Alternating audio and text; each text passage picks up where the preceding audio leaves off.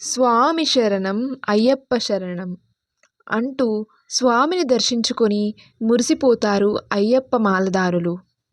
అక్కడి వరకు చేరుకోవాలంటే వనయాత్ర చెయ్యాలి. మండల కాలం పాటు సాగే అయ్యప్ప దీక్ష జీవన సన్మార్గానికి బాటలు వేస్తుంది. కఠోర దీక్షను చేపట్టి ఇరుముడి తలపై పెట్టుకొని పదునెట్టాంబడి ఎక్కి ఆ స్వామిని దర్శించుకున్న జన్మధన్యం అని భావిస్తారు భక్తులు.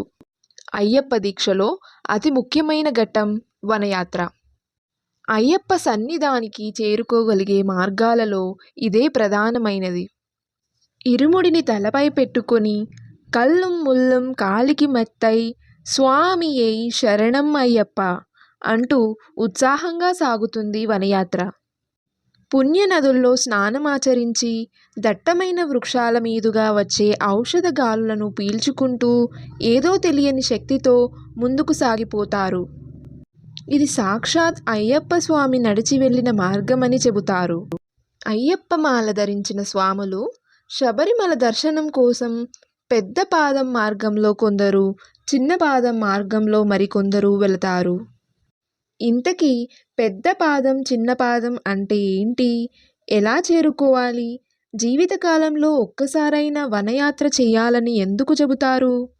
మండల మకర విళక్కు సందర్భంగా అయ్యప్ప ఆలయం తెరుచుకుంటుంది. నిత్యం భక్తుల సందడి సాగుతుంది. డిసెంబర్ 26 వరకు మండల మకర విళక్కు జరుగుతుంది. 3 రోజుల వరకు స్వామి సన్నిధిని మూసివేసి తిరిగి డిసెంబర్ 29న తెరుస్తారు. ప్రతి ఏటా జనవరి 15న మకర జ్యోతి దర్శనం ఉంటుంది. 18 మెట్లు ఎక్కిన తరువాత అయ్యప్ప స్వామి జ్యోతిగా మారి అంతర్ధానమయ్యారని భక్తుల విశ్వాసం. అందుకే ఈ జ్యోతి దర్శనానికి భారీగా భక్తులు పోటెత్తుతారు. పూర్తి స్థాయిలో యాత్ర చెయ్యాలనుకుంటే శబరిమల యాత్ర చాలా కష్టంతో కూడుకున్నది.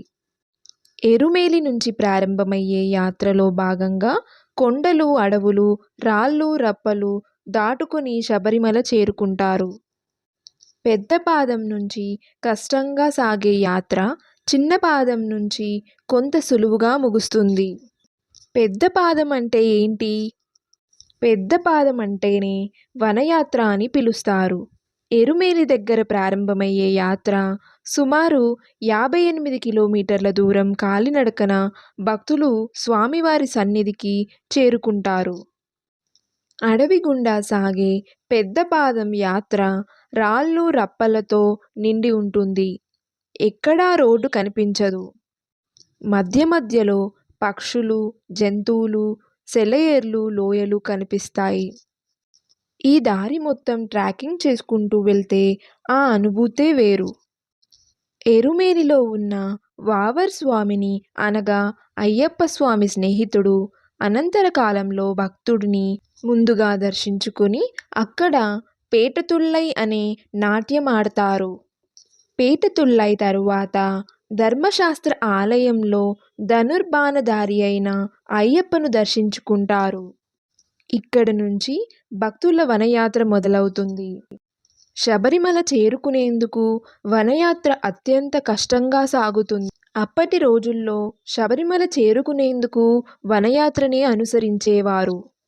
ఆ తరువాత మారిన పరిస్థితులు, భక్తుల ఇబ్బందులు దృష్టిలో ఉంచుకొని చిన్న పాదం యాత్రను ప్రారంభించింది దేవస్థానం. అనంతరం కేరళ ప్రభుత్వం బస్సు సౌకర్యం కల్పించింది. ఈ ప్రాంతం మొత్తం ఎన్నో వనమూలికలుంటాయి. నడక మార్గంలో ఆ మూలికల నుంచి వీచే గాలి ఆరోగ్యానికి చాలా మంచిది. అందుకే ఒక్కసారైనా వనయాత్ర చెయ్యాలంటారు. పెద్ద పాదం మార్గంలో భాగంగా అలుదా నది నుంచి 2 రాళ్ళు తీసుకొని ఆ రాళ్లను కలిదాముకుండ అనే ప్రదేశంలో వేస్తారు. ఈ మార్గంలో అన్నిటికన్నా కష్టమైన శిఖరాలంటే కరిమల, నీలిమల. అత్యంత కష్టమైన ఈ మార్గాన్ని దాటేందుకు స్వయంగా స్వామివారు సహాయం చేస్తారని భక్తుల విశ్వాసం. శబరిమల ఆలయం తెరిచిన ప్రతిసారి పెద్ద పాదం మార్గం ఓపెన్ చెయ్యరు. కేవలం మకరవిళ్లకు సమయంలో ఓపెన్ చేసి తిరిగి సంక్రాంతి తర్వాత జనవరి 20న పెద్ద పాదం మార్గం మూసివేస్తారు. చిన్న పాదం అంటే 3.5 నుంచి 5 కిలోమీటర్లు. పెద్ద పాదం మార్గంలో శబరిమల చేరుకోలేని వారు చిన్న పాదాన్ని ఆశ్రయిస్తారు. పంబా నది దగ్గరున్న కన్నెమూల గణపతికి టెంకాయ సమర్పించి యాత్ర మొదలు పెడతారు. మొదటిసారి మాల వేసుకున్న వారు తీసుకొచ్చిన బాణాన్ని శరంగుత్తి దగ్గర విడిచిపెడతారు. ఇక్కడ నుంచి సన్నిధానానికి చేరుకోవడం అత్యంత సులభం. కేవలం 3.5 కిలోమీటర్ల నుంచి 4 కిలోమీటర్ల దూరం మాత్రమే ఉంటుంది. ఇరుముడి పట్టుకునే భక్తులకు మాత్రమే 18 మెట్లు ఎక్కే అవకాశం ఉంటుంది.